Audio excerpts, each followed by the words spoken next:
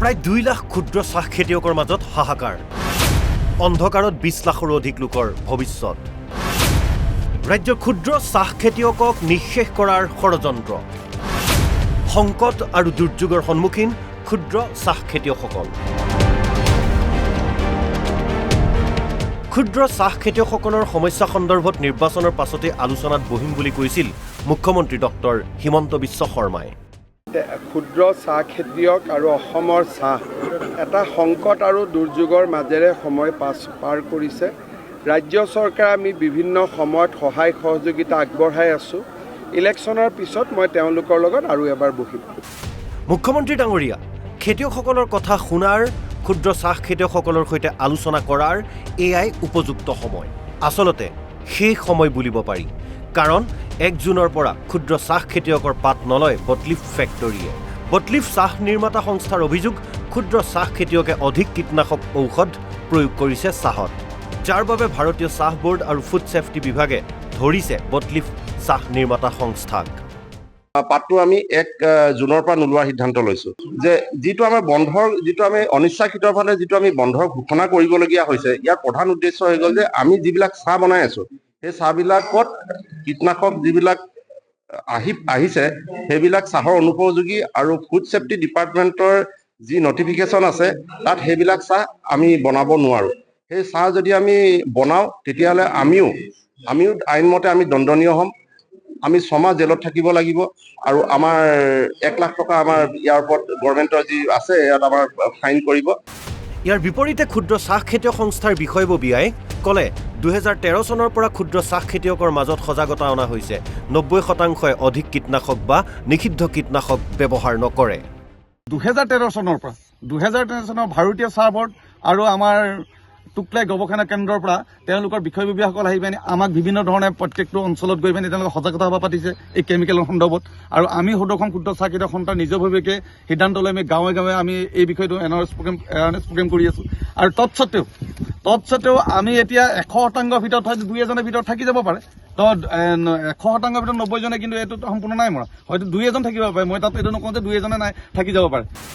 এতিয়া কথা হ'ল ডাঙৰ বাগিচায়ো ৰাসায়নিক দ্ৰব্য ব্যৱহাৰ কৰে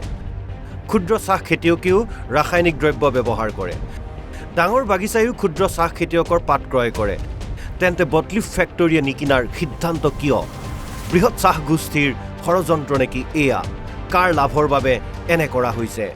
ক্ষুদ্ৰ চাহ খেতিয়ক সন্থাকে অকল প্ৰেছাৰ দি আহিছে আগৰ 3 দিন নে 4 দিন বন্ধ দি গ'ল তেতিয়া আমাৰ বহুত লছ হৈ গ'ল এতিয়া আকৌ শুনিছোঁ 1 তাৰিখে বন্ধ দিব 1 তাৰিখৰ পৰা এটা গুজব উঠি আছে তেতিয়াহ'লে আমাকতো পেটে ভাতে মাৰিবলৈ লোৱা হৈছে কিন্তু এতিয়া ডাঙৰ কথা হৈছে কাৰ চৰকাৰত এই কামটো হৈ আছে কাৰ লাভৰ কাৰণে কৰি আছে আমি ধৰিব পৰা নাই ইয়াত যেন বৃহৎ পুঁজিপতি গোষ্ঠীৰ ইয়াত যেন এটা চক্ৰান্ত আছে এনেকুৱা ধৰণৰ আমাৰ অনুমান হৈছে বিষয়টো সন্দৰ্ভত অখিল গগৈয়ে ক'লে বটলিফৰ প্ৰডাকশ্যন আৰু প্ৰডাক্টৰ ওপৰত এই নিষেধাজ্ঞা কিয় ডাঙৰ বাগিচাৰ ক্ষেত্ৰত চাহ বোৰ্ড আৰু ফুড সেফটি নিমাত কিয় দাবী উত্থাপন কৰিব খুজিছোঁ যে কেৱল বটলিফ ফেক্টৰীবিলাকৰ প্ৰডাকশ্যনৰ ওপৰত তেওঁলোকৰ প্ৰডাক্টৰ ওপৰত আপোনাৰ ভাৰতীয় টি বোৰ্ড আৰু food safety and security authority of ইণ্ডিয়াই যি প্ৰচাৰ আৰু অপপ্ৰচাৰ কৰিছে যি নিষেধাজ্ঞা জাৰি কৰি দিছে সেইটো কোনোপধ্যে গণতান্ত্ৰিক কথা নহয় সেইটো ষড়যন্ত্ৰমূলক এটা ঘটনা কাৰণ ডাঙৰ বাগিচাবিলাকৰ ক্ষেত্ৰত তেওঁলোকে এই কামটো কৰা নাই ৰাজ্যত 2 লক্ষাধিক ক্ষুদ্ৰ চাহ খেতিয়ক আছে খেতিয়ক শ্ৰমিক আৰু তেওঁলোকৰ পৰিয়ালৰ লোক ধৰিলে 20 লাখৰো অধিক লোক জড়িত হৈ আছে ক্ষুদ্ৰ চাহ খেতিৰ সৈতে যদি এনে পৰিস্থিতি হয় ভাগি নপৰিবনে অসমৰ গ্ৰাম্য অৰ্থনীতি কি কৰিব খেতিয়কসকলে যদি বটলিফ ফেক্টৰী সম্পূৰ্ণ হিচাপে বন্ধ কৰি দিয়ে নিশ্চয় অসমৰ অৰ্থনীতি একেবাৰে বেয়া হ'ব আৰু অসমৰ লগতে ইয়াৰ নিবনুৱা যিটো সমস্যা আছে অৰ্থনীতি ইয়াৰ লগত বহুতো আনুষাংগিক সমস্যাৰ মাজত আছে আপোনালোকে নিশ্চয় দেখিছে যে ইয়াৰ লগত কোন জড়িত থাকে গতিকে এইখিনি আমি আহ্বান জনাইছোঁ যে বটলিফ ফেক্টৰীয়ে অহা 1 জুনৰ পৰা পাত লোৱাৰ ব্যৱস্থা কৰক যদি নকৰে তেতিয়াহ'লে নিশ্চয় আমি সদৌ ক্ষুদ্ৰ চাহ খেতিয়কৰ সন্থাই আমি বৃহৎ আন্দোলন আমি হাতত তুলি ৰাখিম আৰু আমাৰ লগত যিমান ক্ষুদ্ৰ চাহ খেতিয়ক আছে ৰাজপথলৈ ওলাই যাবলৈ প্ৰত্যেকে মানে সাজু হ'ব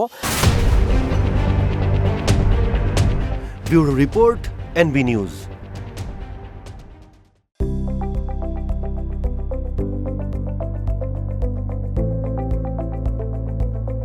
NB নিউজ,